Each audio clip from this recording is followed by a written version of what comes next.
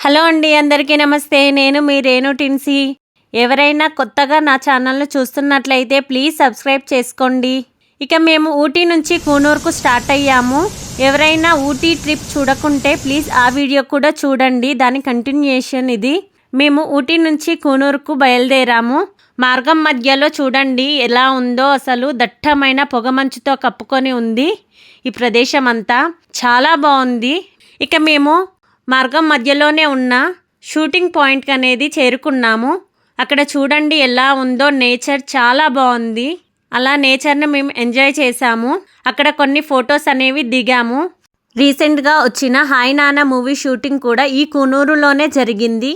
ఇక మేము కూనూరులో ఉన్న మా హోటల్కు చేరుకున్నాము.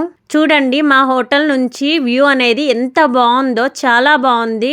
మేము కాసేపు అక్కడే రిలాక్స్ అయ్యాము. ఇక కూనూరు విషయానికి వస్తే, ఈ కూనూరు ఊటీకి దగ్గరలో ఉన్న ఒక అందమైన హిల్ స్టేషన్. ఇక్కడ పచ్చని కొండలు, తేయాకు తోటలు, జలపాతాలు, బొటానికల్ గార్డెన్లు వంటివి ఉంటాయి. ఈ నీలగిరి పర్వత శ్రేణుల్లో ఉన్న రెండవ అతిపెద్ద హిల్ స్టేషన్ కూనూరు. ప్రత్యేకమైన వాతావరణం, విభిన్న రకాల పూలు, పక్షులకు చాలా ప్రసిద్ధి చెందింది. ఇక్కడ ట్రెక్కింగ్ చేయొచ్చు. అండ్ ఇక్కడ తేయాకు తోటల్లో పర్యటన చాలా బాగుంటుందండి. ఒక పండగలా ఉంటుంది. ఇక మేము కూనూరులో ఉన్న విజిటింగ్ ప్లేసెస్ చూడడానికి స్టార్ట్ అయ్యాము. సో మనకు దారిలో ఉన్న ఈ కాఫీ తోటలు, తేయాకు తోటలు అనేవి కనిపిస్తాయి. చాలా బాగుంటుందండి. అక్కడ గ్రీనరీ చూస్తుంటే ఎంత ప్రశాంతంగా, ఎంత ఆనందంగా ఉంటుందో ఆ తోటలు అనేవి చూస్తుంటే. అక్కడే ఫోటోగ్రఫీ కూడా చేస్తారండి. అండ్ ట్రెడిషనల్ డ్రెస్సెస్ కూడా మనకు పెట్టి ఉంచుతారు. సో మనకు కావాలనుకుంటే మనము మనీ పే చేసి ఆ ట్రెడిషనల్ డ్రెస్ అనేది వేసుకోవచ్చు. అండ్ మనము ఫొటోస్ కూడా దిగొచ్చు. మేము మా పాపని అలా ట్రెడిషనల్ డ్రెస్సింగ్ అనేది చేపించాము. వాళ్ళే రెడీ చేస్తారు. అలాగా కొన్ని ఫొటోస్ కూడా తీసుకున్నాం. ఫోటోగ్రాఫర్తో ఫోటో కూడా తీపించుకున్నాము. నెక్స్ట్ మేము ల్యాంప్స్ రాక్కు వెళ్ళాము. ఈ ల్యాంప్స్ రాక్ అనేది కూనూరులో ఉన్న ఒక ప్రసిద్ధ పర్యాటక ఆకర్షణ అండి. ఇక్కడ నుంచి సుందరమైన దృశ్యాలను చూడవచ్చు. ఇది ఒక పీక్ అండి. ఇక్కడ తేయాకు తోటలు, కాఫీ తోటలు మరియు చుట్టూ పరుచుకొని ఉన్న కోయంబత్తూర్ అందాలనేవి చూడడానికి ఈ ల్యాంప్స్ రాక్ ఉపయోగపడుతుంది. ఈ ల్యాంప్స్ రాక్ నుండి చూడొచ్చు. ఇక్కడ చేరుకోవడానికి కొంచెం ట్రెక్కింగ్ కూడా చేయవచ్చు. ఇది ఒక సుందరమైన అనుభూతిని ఇస్తుంది. ఈ ప్రదేశం కూనూరు నుండి సుమారు 8 కిలోమీటర్ల దూరంలో నీలగిరి కొండలలో ఉంటుందండి. ఇది డాల్ఫిన్ నోస్కు వెళ్లే మార్గంలోనే ఈ ల్యాంప్స్ రాక్ అనేది ఉంటుంది. ఈ ల్యాంప్స్ రాక్ కుటుంబంతో కలిసి పిక్నిక్ చేసుకోవడానికి, అలాగే ప్రకృతి అందాలను ఆస్వాదించడానికి చాలా మంచి ప్రదేశం. చుట్టూ ఉన్న ప్రకృతి సౌందర్యం మరియు ఆహ్లాదకరమైన వాతావరణం సందర్శకులకు ఒక మంచి అనుభవాన్ని ఇస్తుంది. అండ్ ఇక్కడ నుంచి డాల్ఫిన్ నోస్ వ్యూ పాయింట్ కూడా కనిపిస్తుంది. అలాగే క్యాథరిన్ జలపాతాలు కూడా మనము చూడవచ్చు. ఇక మేము అక్కడి నుంచి డాల్ఫిన్ నోస్కు వెళ్ళాము. డాల్ఫిన్ నోస్ అనే పర్యాటక ప్రదేశానికి వెళ్ళాము. ఇది డాల్ఫిన్ ముక్కు ఆకారంలో ఉండడం వల్ల దీనికి ఆ పేరు వచ్చింది. ఇది బ్రిటిష్ వారిచే 1800 సంవత్సరంలో కనుగొనబడింది. ఈ ప్రదేశం కూనూరు నుంచి 11 కిలోమీటర్ల దూరంలో ఉంటుంది. ఇది సముద్ర మట్టానికి 1550 మీటర్ల ఎత్తులో ఉంది. ఇక్కడ నుంచి కొండల అందాలను మరియు క్యాథరిన్ జలపాతాన్ని చూడవచ్చు. చూడడానికి చాలా బాగుంటుంది. చూడండి ఎంత దట్టమైన మంచుతో కప్పబడి ఉందో. ఇక్కడ నుంచి కిందికి చూస్తే ఆ కొండల క్రింద చాలా షూటింగ్స్ అనేవి జరిగాయి.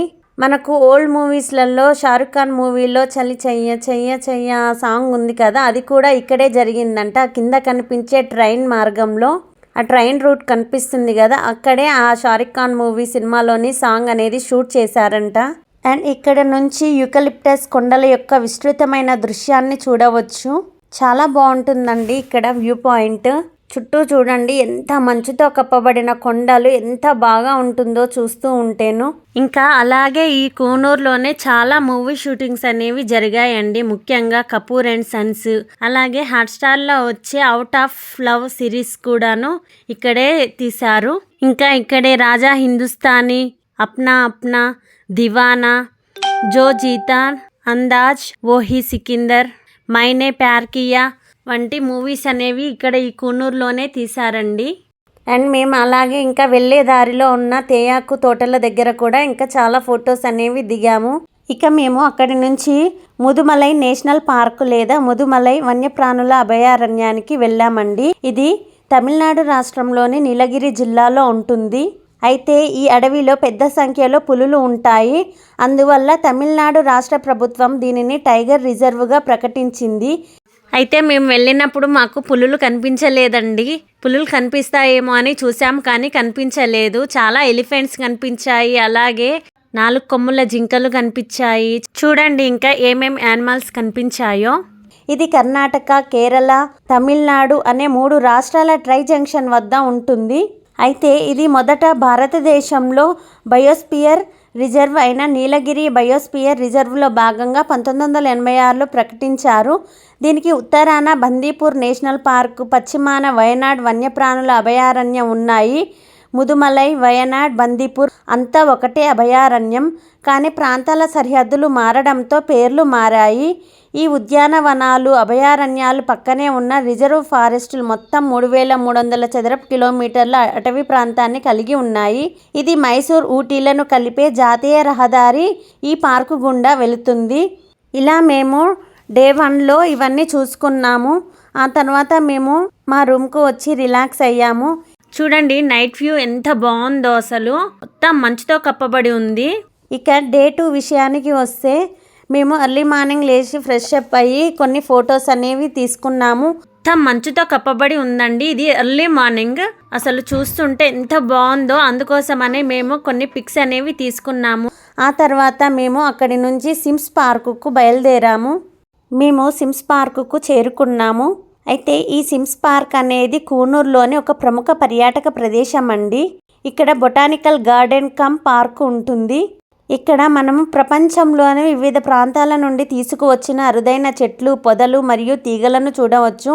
చూడండి రుద్రాక్ష చెట్టు కూడా చూపిస్తున్నాను. నేను ఫస్ట్ టైం చూశానండి రుద్రాక్ష చెట్టును. నాకు రుద్రాక్ష చెట్టు మరియు క్వీన్స్ ల్యాండ్, క్యారీఫైన్ వంటి అద్భుతమైన మొక్కలు ఉన్నాయి. ఇంకా ఈ సిమ్స్ పార్క్ పచ్చదనంతో నిండి చూడడానికి చాలా బాగుంటుంది. చుట్టూ కొండలు, తేయాకు తోటలు మరియు సుందరమైన కూనూరు పట్టణ బ్యాక్గ్రౌండ్లో ఉంటాయి. ఇది ప్రకృతి ప్రేమికులకు మరియు ఫోటోగ్రాఫర్లకు అద్భుతమైన ప్రదేశము. చాలా పెద్దగా ఉంటుందండి. ఇక్కడ వాకింగ్ చేసుకుంటానికి కూడా చాలా బాగుంటుంది. అలాగే బోటింగ్ చేయవచ్చు మరియు విభిన్న రకాల మొక్కలను వీక్షించవచ్చు. ఇక్కడ ఒక చిన్న సరస్సు కూడా ఉంటుంది. ఇక్కడ మనం పెడల్ బోట్ సౌకర్యాలు ఉంటాయి. సో పెడల్ బోటింగ్ అనేది మనం చేసుకోవచ్చు. ఈ సిమ్స్ పార్క్ అనేది విశ్రాంతి తీసుకోవడానికి మరియు ప్రకృతిని ఆస్వాదించడానికి ఒక ప్రశాంతమైన మరియు ఆహ్లాదకరమైన ప్రదేశం అండి. అలా మేము కూనూరు అంతా తిరిగేసి అక్కడి నుంచి మేము స్టార్ట్ అయ్యామండి. మేము కూనూరు నుంచి ఈషా యోగా సెంటర్కు వచ్చేసాము. కోయంబత్తూర్కు వచ్చాము. ఇది 91 కిలోమీటర్స్ దూరంలో ఉంటుందండి. ఈషా ఫౌండేషన్ 3 అవర్స్ పడుతుందండి టైము. ధ్యానలింగం టెంపుల్ అనేది కోయంబత్తూరుకు సమీపంలో ఉన్న ఈషా ఫౌండేషన్లో ఉన్న ఒక శక్తివంతమైన ధ్యాన కేంద్రము. ఇది 1999లో సద్గురు జగదీష్ వాసుదేవ్ చేత ప్రతిష్ఠించబడిందండి. ఇది ప్రపంచంలోనే అతిపెద్ద మెర్క్యూరీ ఆధారిత లింగము. ఇక్కడ 1999లో 3 సంవత్సరాల పాటు తీవ్రమైన ప్రాణప్రతిష్ఠ ప్రక్రియ తర్వాత సద్గురు ధ్యానలింగాన్ని ప్రతిష్ఠించారు. చూడండి ఎంట్రన్స్ బయట ఎంత అందంగా ఉంటుందో. అసలు మనం లోపలికి వెళ్ళేటప్పుడే బయట నాగసర్పాలు అనేవి ఉంటాయి. అలా లోపలికి వెళ్ళిన తర్వాత మొత్తము పెద్ద పెద్ద చెట్లతో ఎంత అందంగా ఉంటుందో ఆ ప్రదేశం అంతా. చాలా నిశ్శబ్దంగా ఉంటుందండి ఈ టెంపుల్. ఇక్కడ లోపలికి వెళ్ళేటప్పుడు మన పట్టీలు కూడా తీసివేయాలి, ఎందుకంటే శబ్దం వస్తుందనేసి. అక్కడ ఎక్కువ ఫారినర్స్ ఉంటారండి. ఆ ఫారినర్స్ మనకు ప్లకార్డ్స్ పట్టుకొని చెప్తారు, అసలు మాట్లాడరు వాళ్ళు.